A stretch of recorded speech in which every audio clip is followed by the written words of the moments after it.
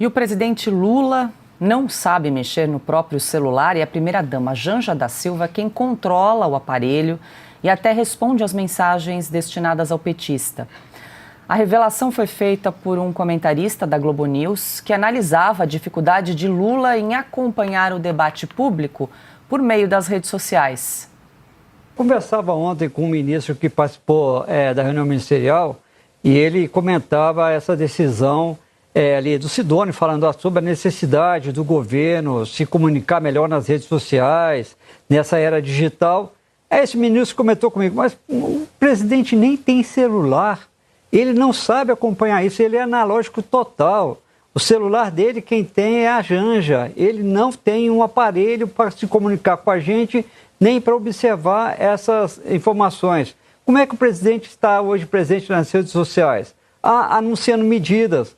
E só a medida como se fosse assim, o presidente assinou hoje de manhã a sanção do pé de meia. Ninguém entende nada disso.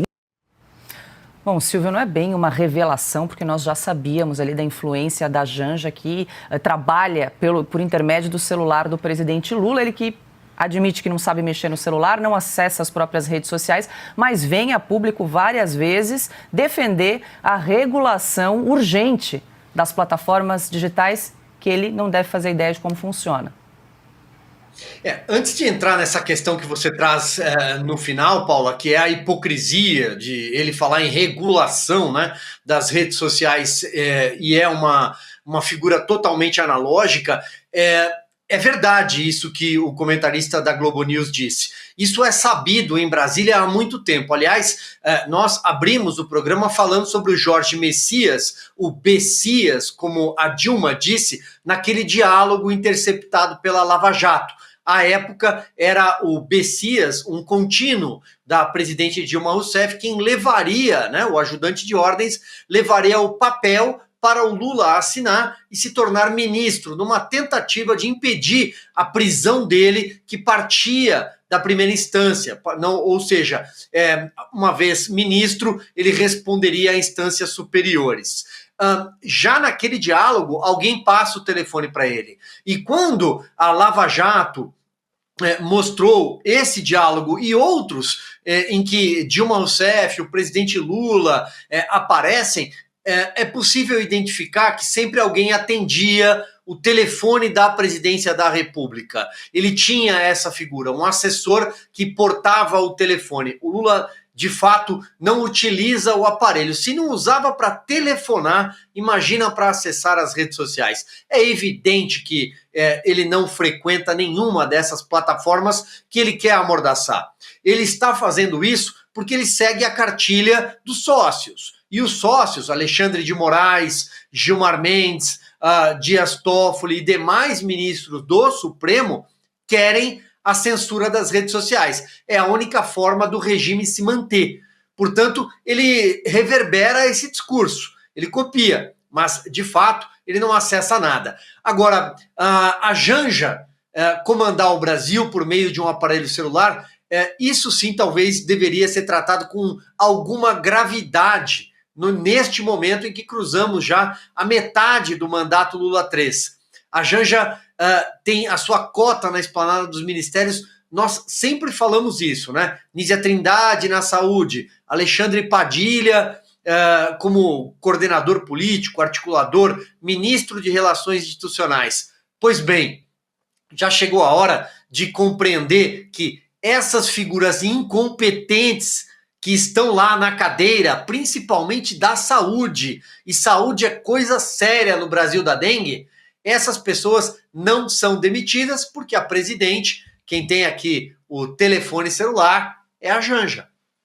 Pois é, Piotr, desde o início do Lula 3, a gente percebe essa força, essa interferência de Janja da Silva e cada vez mais isso só reforça, né? Com essas revelações que aparecem, os ministros que ela indica, enfim, o poder e a ingerência, a influência que ela tem nesse governo e agora mais essa revelação, essa constatação de que ela administra o país por intermédio do celular do presidente Lula. Paulo, acho que esse é o ponto. Vamos pegar aí pelo lado da completa desinstitucionalização. O celular do presidente tem uma série de medidas de segurança. Eu vou me lembrar de uma história do Obama. O Obama estava, acho que no primeiro mandato, e ele chegou lá com um celular, um modelo celular que ele disse que adorava na época de senador, e o serviço secreto foi lá e disse assim, esse modelo o senhor não pode usar porque ele não tem toda a segurança criptografada que a presidência dos Estados Unidos exige. Bom, ele conta essa história. Mudaram o telefone dele, o aparelho. Eu posso imaginar que não é diferente com o telefone usado pelo presidente da República, em que pese o fato de ele não ser ele quem mexe. Mas vamos lá. A Janja tem acesso, por exemplo, a assuntos de Estado? Não que isso nos surpreenda, mas ela não foi eleita, não é ela a presidente de fato. Imagina um ministro passando ali uma negociação difícil, fora do país, o Ministério das Relações Exteriores, por exemplo.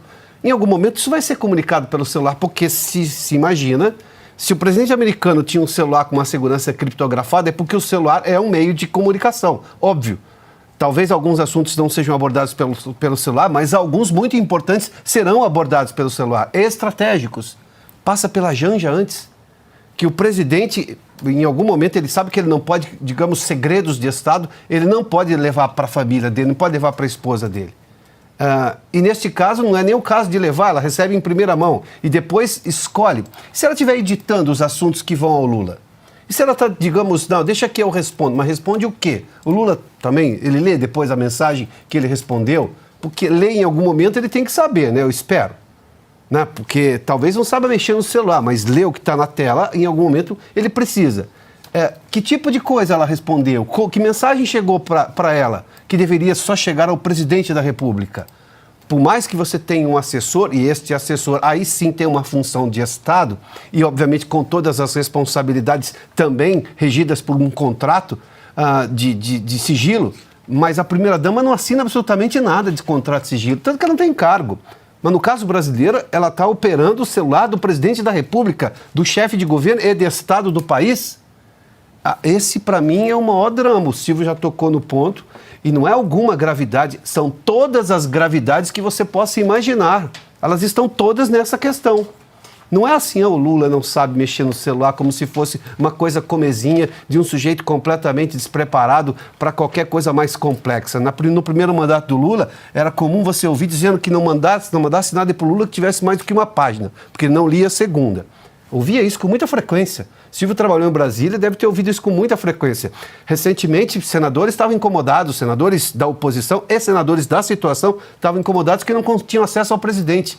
Foram lá falar com o presidente, não, é a Janja proibia acesso ao presidente. Agora a história do celular é bem mais grave do que se imagina.